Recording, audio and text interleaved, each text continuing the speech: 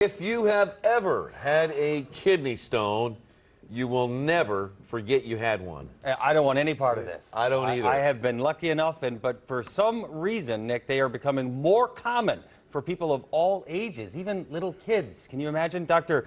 Gautam Desai is joining us this morning from Kansas City University with some tips and ideas on how to prevent these. So right out of the gate, Dr. Desai, why is it happening more than it used to? Well, a lot of it has to do with our diet. So as we have more processed foods and more sodium in our diet, that sodium draws some of the calcium into the urinary tract that can increase the numbers of one kind of stone. And in addition, if we're eating less fruits and vegetables, we're getting less potassium, and that potassium kind of helps us counterbalance the effects of the sodium. Okay, Dr. Desai, let's start with the basics here. What is a kidney stone, and is it really like a rock in your kidney?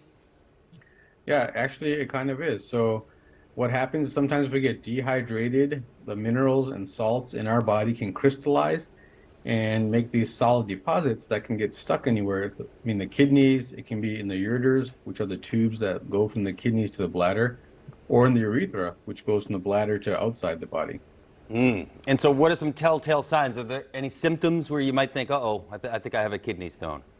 Yeah, you'll certainly get symptoms if that stone starts to move around. So a lot of times you'll have this pain that may come in waves. It might be under your rib cage, go down to your groin, around to your back. You may have trouble urinating, or you may notice that there's some blood in the urine. Or might feel like you have to urinate a lot. So you can get a lot of different symptoms there. Okay, so can you mitigate this, or pass the kidney stone without any medical treatment? That does not sound like you should do that. No, it's not fun, but if you have a smaller stone, then you can sometimes avoid getting surgery or other procedures done by just drinking a lot of water. So just keeping that water going and waiting for it to pass. If it's larger or if it's stuck in a certain spot, then you have to have some help. Oh, man.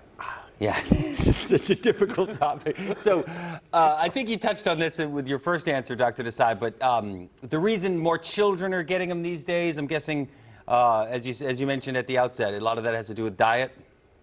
Yeah, diet and even the hydration status. Especially hot days like these, if you're playing outside every day, you might need more water than usual, but that's, one of the culprits is not getting enough fluids in too.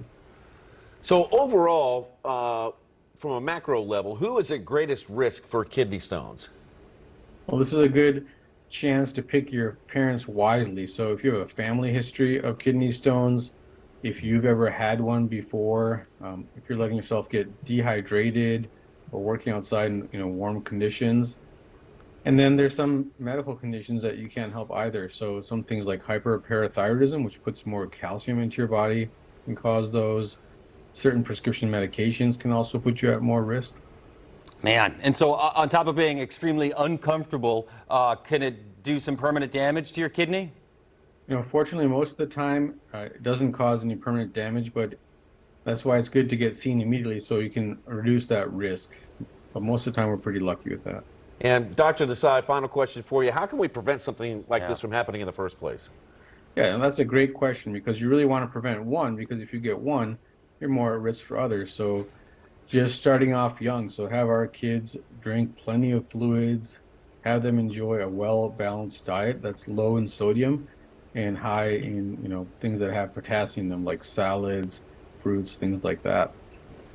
All right. Dr. Gautam Desai with us.